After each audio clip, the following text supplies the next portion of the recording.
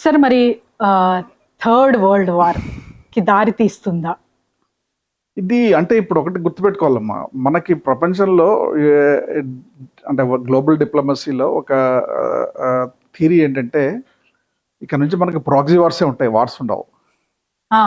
Okay, అంటే America Russia ఎదురుపడి ఒకరికొకరు కొట్టుకోవడం, లేదా ఏమో చైనా అమెరికా ఎదురుపడి కొట్టుకోవడం, అలాంటివి ఉండవు.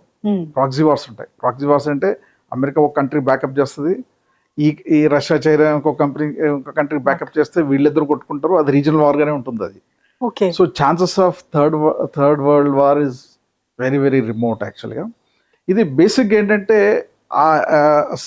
South east I mean central ఏషియాలో ఆర్ వెస్ట్ ఏషియాలో ఎవరు డామినెన్స్ కావాలి, ఎవరు డామినెంట్గా ఉండాలి.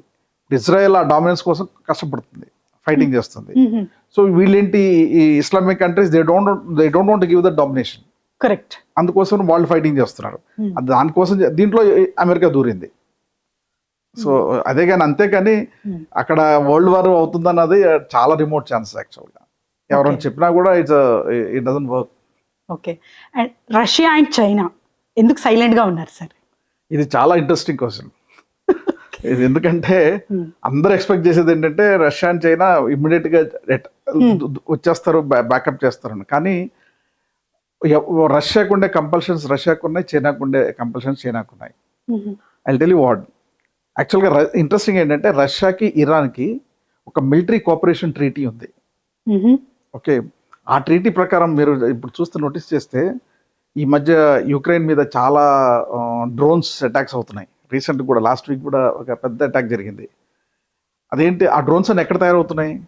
MI-32 అని ఇరాన్లో తయారవుతున్నాయి. సో ఇరాన్ రష్యాకి సప్లై చేస్తుంది. ఇన్ టర్న్ రష్యా ఏం చేస్తుందంటే, ఇరాన్ దగ్గర న్యూక్లియర్ వెపన్స్ లేవు, ఓకే, ఫైటర్ జెట్స్ లేవు పెద్దగా, అంటే ఉన్నాయి కానీ Su-32 ఫైటర్ జెట్స్ ఉన్నాయి కానీ it's not big actually in fleet. Navy పెద్ద స్ట్రాంగ్ లేదు. కానీ ఇరాన్ దగ్గర ఉన్న స్ట్రెంగ్త్ ఏంటి, వాళ్ళ దగ్గర థౌజండ్స్ ఆఫ్ బ్యాలిస్టిక్ మిసైల్స్ ఉన్నాయి ఇన్వెంటరీ. అందుకనే ఇప్పుడు మీరు చూస్తే ట్రంప్ ఇంకా 1 month పడుతుంది యుద్ధం అంటున్నారు. కారణం ఏంటంటే ఇప్పుడు వాళ్ళ దగ్గర ఉన్న ఇన్వెంటరీ ఎక్కడుందో కూడా పట్టుకోలేకపోయారు ఇంతవరకు.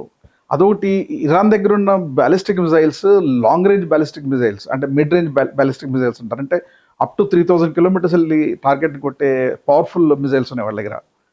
సో ఈ మిసైల్స్ ఎక్కడి నుంచి వచ్చాయి? రష్యా నుంచి వచ్చాయి. ఓకే. సో వాళ్ళిద్దరి మధ్య ట్రీటీ ఉంది. కానీ రష్యా ప్రాబ్లం ఏంటంటే ఆల్రెడీ రష్యా ఈ struggling with Ukraine. Indirectly supporting. వాళ్ళు ఇక్కడ ఇప్పుడు వచ్చి చేసేంత రిసోర్సెస్ వాళ్ళ దగ్గర లేవు, అంత టాక్టిక్స్ కూడా లేదు ఇప్పుడు వాళ్ళకి, ఎందుకంటే వాళ్ళు దాంట్లో బిజీగా ఉన్నారు. సో అందుకని రష్యా రాలేదు. కమింగ్ టు చైనా, చైనా ఇక్కడ ఏంటంటే చైనాకి 2 reasons ఉన్నాయి. ఒకటి, వాళ్ళు వాళ్ళ మిలిటరీ టెక్నాలజీని ఎక్స్పోజ్ చేయరు ఎక్కడ. ఓకే. కారణం ఏంటంటే అవన్నీ వాళ్ళు గుప్పిట్లో పెట్టుకుని కూర్చుంటారు. సో రీజన్ ఏంటంటే ఎప్పుడైతే వీళ్ళు ఎక్స్పోజ్ చేస్తారో తెలిసిపోతుంది అవతల వాళ్ళకి వీడి దగ్గర కేపబిలిటీ ఏంటి అని. ఫర్ ఎగ్జాంపుల్ మొన్న మనం ఆపరేషన్ సింధూర్ జరిగినప్పుడు ఇండియాకు ఉన్న కేపబిలిటీ ఏంటో వాళ్ళకి తెలిసింది. ఇప్పుడు నెక్స్ట్ ఏం చేస్తారు, వాళ్ళు దీనికంటే ఎక్కువ హైయర్ లెవెల్ ఆఫ్ టెక్నాలజీని డిప్లాయ్ చేస్తారు. సో అందుకని చైనా వాంట్స్ టు హోల్డ్. ఇప్పుడు ఈ రీసెంట్ ఇయర్స్లో చైనా ఎక్కడ యుద్ధం చేయలేదు.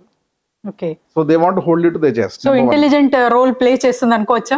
ఒక రకంగా ఇంటెలిజెన్స్ అది. I tell you second reason ఇంకోటి ఏంటంటే చైనా ఈ సపోర్టింగ్ ఇరాన్. ఎలా? Soft support. ఫర్ ఎగ్జాంపుల్ మొన్న వీళ్ళు మిసైల్స్ వీళ్ళు టార్గెట్స్ పెట్టినవన్నీ ఆ చైనీస్ సాఫ్ట్ సపోర్ట్తోనే వచ్చింది. అంటే వాళ్ళు శాటిలైట్ సజెషన్స్ చేసి ఎక్కడ కరెక్ట్ ఉంటుంది, ఎక్కడ కరెక్ట్ ఉంది, ప్లాటింగ్ అంతా చేసింది వాళ్ళే, చైనీసే. So they use that soft support. ఇంకొక చైనాకు ఉన్న కంపల్షన్ ఏంటంటే ఇరాన్లో ప్రొడ్యూస్ అయ్యే 80% ఆయిల్, ఓకే, శాంక్షన్డ్ ఆయిల్. అది శాంక్షన్ ఆయిల్ అంటే యుఎస్ శాంక్షన్స్ పెట్టింది కదా, దాన్ని సర్కంవెంట్ చేసి ఆ ఆయిల్ చైనా తీసుకుంటుంది. ఓకే. అది కూడా ఏంటి, డాలర్స్లో కొనట్లేదు, యువాన్స్లో కొంటుంది. ఓకే. అది కూడా ఎలా, వాళ్ళు ఒక బ్యాంక్ ఆఫ్ కులాన్ అనేది ఒకటి ఉంది, ఆ బ్యాంక్ ఉంటుంది ఇరాన్ దగ్గర నుంచి. వాళ్ళు వీళ్ళకి ఇరాన్కి ఫండింగ్ చేస్తారు. ఈ బ్యాంక్ ఏం చేస్తుంది, వేరే మలేషియన్ ఆయిల్ అని చెప్పి చైనాకి పంపిస్తుంది.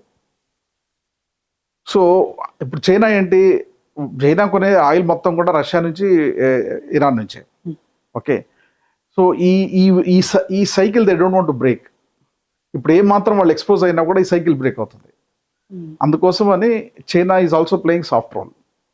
ఓకే, బట్ వాళ్ళు మోరల్గా కానీ మిలిటరీ పరంగా కానీ వాళ్ళ సపోర్ట్, రష్యా చైనా సపోర్ట్ ఇరాన్కి ఉంటుంది. బట్ దే విల్ బి అంత బ్యాక్గ్రౌండ్ యాక్చువల్లీ.